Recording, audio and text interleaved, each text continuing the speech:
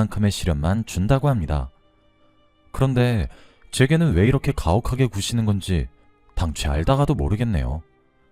세상이 아무리 좁다지만 이렇게 좁을 수 있나 싶기도 하고 그렇습니다. 그래서 저보다 더 아는 것들이 많으신 여러분들께 제 이야기를 들려드리고 하소연 좀 하려고 이렇게 글을 쓰게 되었습니다. 저는 위로 오빠가 하나 있고 아래로 남동생이 하나 있습니다. 그렇게 3남매 집안의 둘째로 여자아이로 태어난 저는 오빠와 동생처럼 공부에 뜻을 잃을 수 없었어요. 저희 집은 굉장히 가부장적인 집안이었어요. 그렇다 보니 당연히 저는 오빠와 동생의 뒷바라지를 해야만 했습니다. 당시에는 저와 같은 사람들이 무척이나 많았기에 그게 억울하다는 생각조차 들지 않았었네요. 그래도 다행이었던 것은 오빠와 남동생은 자신들의 여동생이자 누나인 저를 끔찍하게 챙겨주었어요. 그래서 저도 오빠와 남동생의 뒷바라지를 불평 한마디 하지 않고 할 수 있었습니다. 게다가 오빠와 남동생 둘 다 공부를 무척이나 잘했었기에 학업적으로도 성공한 사람이 될 수 있었어요. 그렇게 다른 날과 다름없이 가족들의 뒷바라지하는 삶만 살아가고 있었어요. 그러다 저희 어머니가 선짜리를 하나 받아오셨죠. 그때 제가 20대 중반 정도였는데 여자가 나이 먹으면 아무짝에 쓸모가 없다며 두 분 다 성화를 내셨어요. 그 등살에 못 이겨서 선짜리를 나가게 되었고 그 자리에서 지금은 헤어진 전 남편을 만나게 되었습니다. 편의상 남편이라고 칭하도록 할게요. 솔직히 저는 인생을 살아가면서 그때 만난 남편의 얼굴을 잊지 못할 것 같기도 합니다. 젊었을 적의 남편의 얼굴은 무척이나 잘생겼었거든요. 엄청나게 말이에요. 그때 선을 보기로 한 약속 장소는 시내에 있는 한 찻집이었는데 그 찻집 안에서 남편의 얼굴만 반짝거리면서 빛이 났어요. 그리고 그런 생각을 저만 한 것은 아니었던 것인지 그 찻집 안에 앉아있던 모든 손님들이 남편의 얼굴만 힐끔힐끔 쳐다보고 그러더라고요. 아무런 기대도 없이 나온 선자리에서 이렇게 잘생긴 남자를 만날 줄 감히 상상도 못했었어요. 그리고 그 남자가 제가 만난 첫 남자가 되었죠. 첫눈에 반한다는 느낌이 뭔지 그날 처음 알게 되었어요.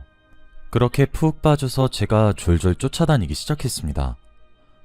하지만 제가 그럴 때마다 제게 남편이 나 너무 좋아하지 마. 그러다 너 다쳐. 라고 했어요.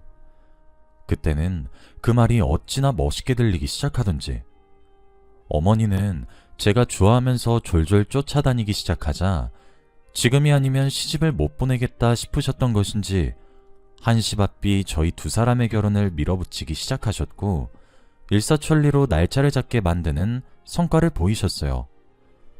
그렇게 우리 두 사람은 식을 올렸고 부부의 연을 맺었습니다.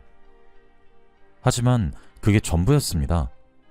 제가 꿈꿔왔던 신혼생활이라든지 꿀이 뚝뚝 떨어져서 달 정도로 알콩달콩할 일상생활들은 하나도 없었어요.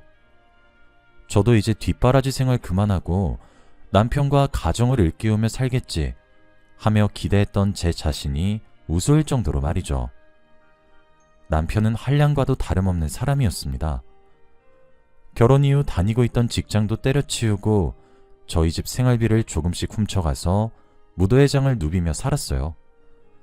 천성을 게으르게 살려고 노력하는 사람처럼 일을 하는 법이 없었죠. 저는 매일 일개미처럼 일을 하며 생활비를 푼돈으로라도 벌어보겠다고 애쓰는데 남편은 배짱이 마냥 띵긋띵긋 쳐놀 줄만 알더라고요. 그렇다고 저와 사이가 좋냐고 물어보면 그것도 아니었습니다. 하루는 제가 남편을 붙잡고 이럴 거면 나랑 대체 왜 결혼을 한 거냐고 울부짖으면서 통곡을 한 적이 있었어요. 그때 남편이 제게 자신의 진심을 처음으로 이야기하더라고요. 너랑 왜 결혼했냐고? 아, 그거 그냥 네가 날 졸졸 쫓아다녔잖아. 그래서 한 거야. 그리고 그때 내가 만나고 있던 유부녀가 하나 있었거든? 불륜관계로다가. 그런데 자꾸 이혼하니 많이 하면서 헤어지진 않고 그래서 질투심 좀 유발하려고 그때 날 쫓아다니던 너랑 결혼한 거였던 거야. 저는 네가 날 이렇게 대하고도 사람이냐고 울며불며 따졌어요. 그러다가도 이제라도 마음 잡고 같이 열심히 힘내서 살자며 다시 남편을 살살 달랬습니다. 하지만 남편은 더 이상 이야기도 듣기 싫다는 듯 귀를 후비적거리면서 알겠다 대답만 계속 하더라고요. 그런 모습을 멀거니 쳐다보면서 절 사랑한 적이 있긴 했는지 물어봤습니다. 그리고 그 질문에 대해선 아무런 대답도 들을 수 없었죠. 앉아서 눈물만 퐁퐁 쏟아내는 저를 향해 남편은 그러게 내가 나 너무 좋아하지 말랬잖아. 너 다친다고 내가 분명 경고해줬잖아. 그런데도 나 좋다고 쫓아다닌 건 너야? 누굴 원망해? 하며 낄낄거렸죠. 그 이후로 남편과 저의 관계는 파국으로 치닫게 되었습니다. 의무적인 합방을 하는 날을 제외하면 말이에요. 그렇게 하루하루 어거지로 살아가고 있는데 문득 내가 왜 이러고 살고 있나 하는 회의감이 옴과 동시에 무척이나 서글프기 시작했습니다.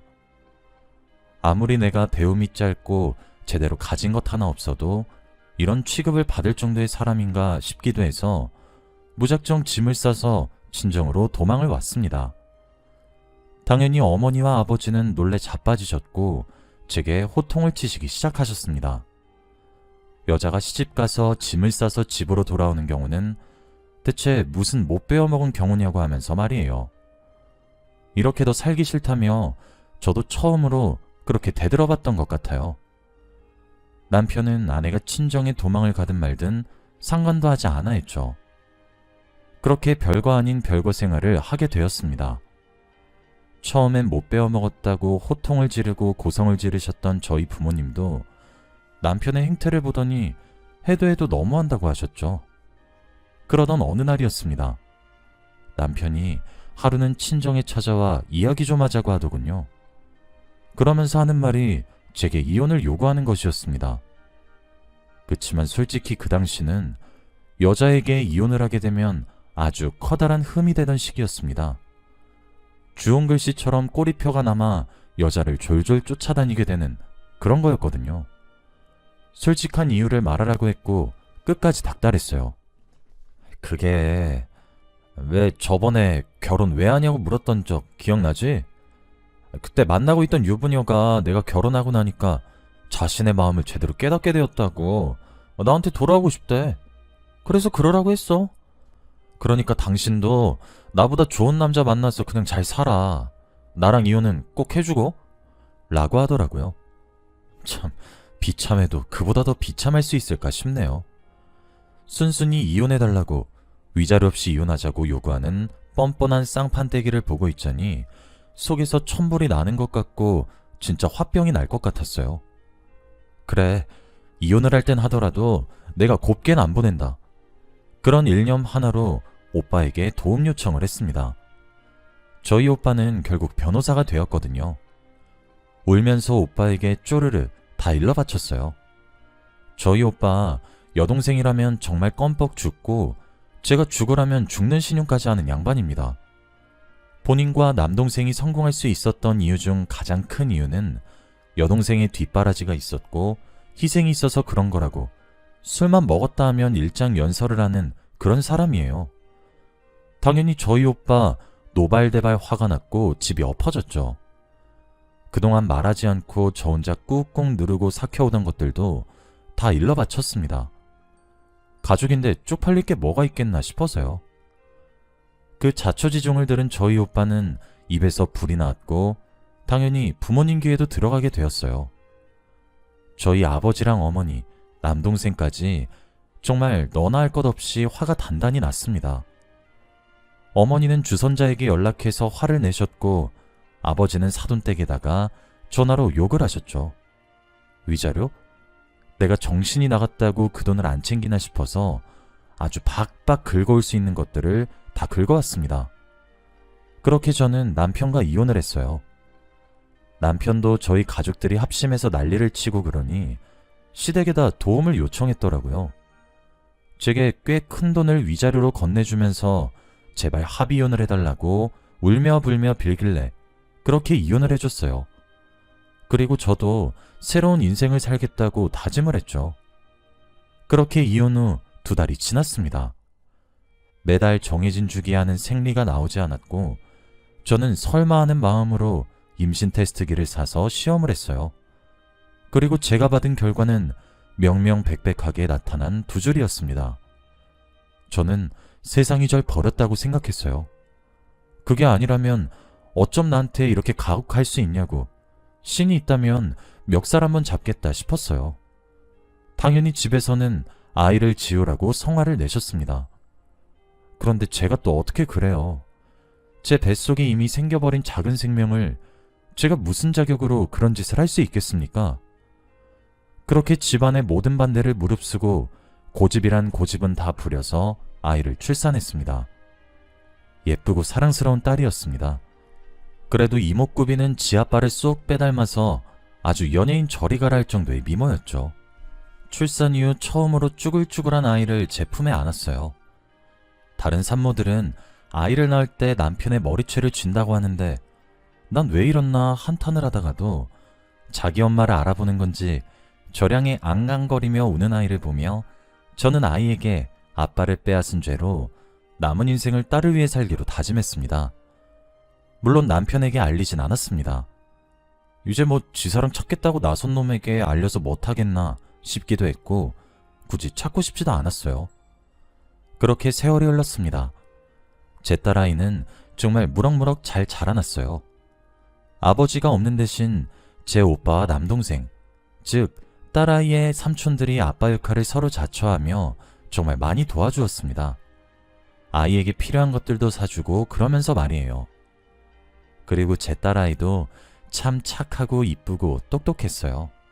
내년 장학금과 상이란 상은 싹 다 쓸어오니 내가 나이를 이렇게 먹고 자식에게 기대어 산다 싶어서 미안하다가도 저렇게 예쁜 딸내미가 내 딸이지 싶어서 대견하다가도 그렇게 양가 감정을 왔다 갔다 하고 있었어요.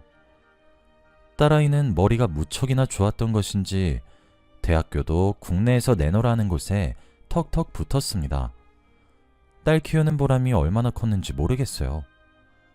이제 딸아이 시집만 보내면 할 일을 다 하겠다 싶기도 했고 후련하기도 했고 아쉽기도 했고 그렇게 감정이 널뛰었죠. 그러던 어느 날이었습니다. 대학 시절 내내 공부만 할 줄 알고 공부엔 별 관심도 없던 우리 딸아이가 어느새 대학을 졸업하고 회사를 다니며 월급을 받고 지내더니 어디서 만난 것인지 제게 남자친구라며 어느 청년 하나를 소개시켜 주더라고요. 키도 훤칠하고 얼굴도 그만하면 잘생겼고 저희 딸아이의 직업과 별 차이가 없었습니다. 저를 보자마자 부침성 좋게 말도 먼저 걸고 대답도 싹싹하게 하는 것을 보니 예의도 바른 것 같고 참 젊은 청년인데 괜찮은 사람이네 했죠. 조심스럽게 결혼까지 생각하고 있다고 수줍게 말을 꺼내는 딸아이를 보며 벌써 우리 딸이 그 나이가 되었구나 싶어서 속이 후련하다가도 그래도 아쉽고 마냥 썩 좋기만은 하지 않았어요. 그렇게 한 해가 지나갔고 2해도 지나갔습니다. 2사람은 정말 예쁘게 오래오래 3년이란 시간 동안 아주 예쁘게도 사귀기 시작했어요. 어느새 저도 딸아이의 남자친구라 알게 된 그 청년이 제게는 아들처럼 느껴져 아들 하며 부를 정도로 친근해졌죠. 2사람의 나이 둘 다 적정한 연령이 되었다 느껴졌어요. 어차피 2사람 다 결혼까지 생각하고 연을 맺어가고 있었으니 연애를 더 하지 말고 그냥 결혼을 바랬죠. 그런 제 마음을 2사람은 또 어떻게 알게 된 것인지 상견례를 추진했습니다. 딸아이의 남자친구도 저희 집을 들락날락거리는데 저희 딸아이도 얼마나 그 집 문지방이 닳고 드나들었겠어요. 어차피 양가 부모님끼리 만나뵌 적은 없지만 서로 암묵적으로 2사람의 결혼을 동의하기로 한 것 같았습니다. 그렇게 양가 부모님을 처음 뵙는 자리를 마련하게 되었어요. 개인적인 공간처럼 방으로 되어 있는 고급 한정식 집으로 말이죠. 그런데 제가 예상보다 20분이나 늦어버리고 말았어요. 갑자기 가던 도중에 차가 푹 꺼져버렸고 그 덕에 이것저것 하고 그런다고 시간이 지체되고 만 것이죠. 헐레벌떡 약속 장소에 도착해서 온 매무새를 단정히 가다듬고 심호흡을 하고 예약된 공간의 문에 노크 후 열어 젖혔습니다. 그리고 저는 제가 들고 있던 모든 것을 다 떨어뜨릴 수밖에 없었어요. 너무 소름이 끼칠 정도로 깜짝 놀랐기 때문이죠. 딸아이가 만나던 남자친구라는 아이의 부모님 좌석 중 아버지 자리에는 제 전남편이 앉아 있었기 때문입니다. 유부녀와 불륜을 저지르다 저와 홧김에 저를 만나 결혼을 했고 그 이후 부부 생활엔 하나도 기여하지 않다가 마지막에 결국 그 유부녀가 사랑을 깨달았다고 같이 함께 지내자고 했던 바로 그 전남편 말이에요. 세월이 아무리 많이 흘러도 그놈 얼굴은 잊혀지지도 않았던 것인지 당최를 알 수가 없더라고요. 그렇게 테이블엔 정적만이 흘렀고 딸아이와 남자친구는 어리둥절해서 서로의 부모 쪽으로 다가가 무슨 일이냐고 자초지종을 캐묻기 시작했습니다. 저는 더 이상 그 자리에 서 있을 자신이 없었어요. 그래서 황급히 뒤를 돌아 그 집을 나왔고 제가 원래 살던 집으로 황급히 돌아갔습니다. 뒤에서 저를 부르는 듯한 딸아이와 그 남자친구의 목소리가 선명하게 들려왔지만 뒤를 돌아보진 않았습니다. 예비 신부가 될 측의 어머니께서 모친께서 많이 힘들어하시면서 자리를 비웠으니 상견례가 뭐 제대로 진행이 될 리도 없고 그대로 그 자리는 파하게 되었나 보더라고요. 저는 집으로 돌아와 걱정스런 눈을 하고 자초지종을 묻는 제 딸아이에게 모든 진실을 털어놔 주었습니다. 사실 너의 예비 시아버지가 되실 분이 너의 친아빠란 사실을 말이에요. 정말 저 하나로 부족해서 제 딸아이까지 불행하게 만들려고 하늘이 작정한 건지 우리 모녀에게 대체 무슨 억하심정이 있어서 이렇게 행복하게 살게 내버려두지 못하고 자꾸 시련을 주시는지 하늘이 너무 야속했고 딸아이에게 너무 미안했습니다. 우린 그렇게 그날 하루 종일 울었어요. 딸을 부둥켜 안은 채로 말이에요. 딸아이는 잘 쓰지도 않았던 휴가와 연차를 회사에다 급히 전화를 해서 쓰기 시작했습니다. 그리고 며칠 동안이나 방에서 잘 나오지 않았어요. 그 사이에 딸아이의 남자친구가 참 많이 찾아왔었습니다. 문을 열어주진 않았지만요. 그제서야 보이더라고요. 그 남자친구 얼굴 속에 묻어난 제 전남편의 이목구비가 아주 흐릿하게 말이에요. 어쩐지 저와 이혼을 하던 동시에 아이가 생겼을 리가 없는데 그래서 우리 딸아이보다 2살이나 어렸던 건지 참 모든 퍼즐 조각이 맞춰지는 기분은 전혀 특별하게 다가오지 않았어요. 그렇게 꼬박 일주일 동안 딸아이의 방 안에서는 흐느끼는 소리만 간간히 새어나왔습니다. 그리고 딱 일주일이 지나고 딸아이의 방문이 열렸죠. 그새 얼마나 온다고 진이란지는 다 뺐던 것인지 일주일 사이 딸아이 얼굴이 반쪽이 되었더군요. 그날 딸아이에게 밥을 양껏 해먹였고 밤에 둘이서 술 한잔을 기울였습니다. 제가 그랬어요. 딸, 엄만 괜찮아. 엄마도 너무 놀랐고 당황스러워서 그랬어. 그런데 딸아, 엄마가 세상을 살아보니까 정말 녹록치가 않아. 알았지? 그런데 네가 만나고 있는 민수, 내가 보기엔 참 애가 괜찮다 싶어. 그러니까 네가 만나고 싶고 좋다면 그냥 만나. 물론 시댁과 왕래를 아예 안 하고 살 수는 없겠지만 최소한으로 부딪히면서 만나서 살아도 돼. 엄만 그래도 돼. 엄마는 네가 행복하면 정말 괜찮아. 다 괜찮아. 라고요.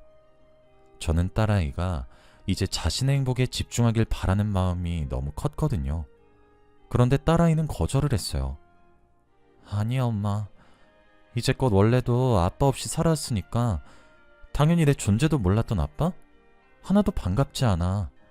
그리고 행복, 그건 내가 알아서 정할 거야 엄마.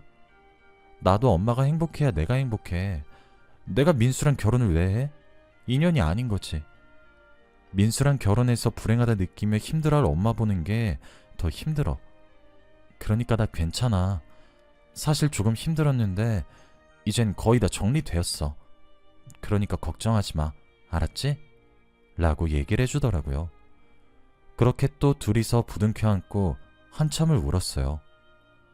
딸아이가 민수에게 무슨 말을 한 건지 알 순 없었지만 더 이상 집 앞에 찾아오는 행동들은 사라지게 되었더라고요.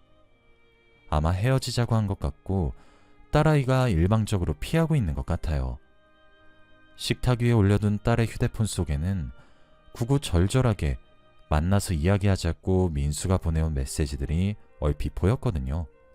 예전으로 돌아온 것처럼 보이는 딸아이의 모습을 보고 있으면 그래도 잘 버텨서 다행이다 싶다가도 보이지 않는 속은 얼마나 썩어 문드러졌겠나 싶어서 걱정이 눈앞을 가리고 있어요. 저와 남편은 대체 무슨 인연이길래 50이 넘은 나이에도 그런 말도 안 되는 인연으로 마주치는 걸까요? 제 딸아이에게 저는 무얼 어떻게 해야 할까요? 제 미래가 이런 식인 줄 알았으면 처음부터 엮이지 않았을 겁니다. 사람 일은 한 치 앞도 모른다는 말이 있다곤 하지만 이건 무슨 악연인지 모르겠네요. 여기까지가 제 이야기였습니다. 하소연 들어주셔서 정말 감사합니다.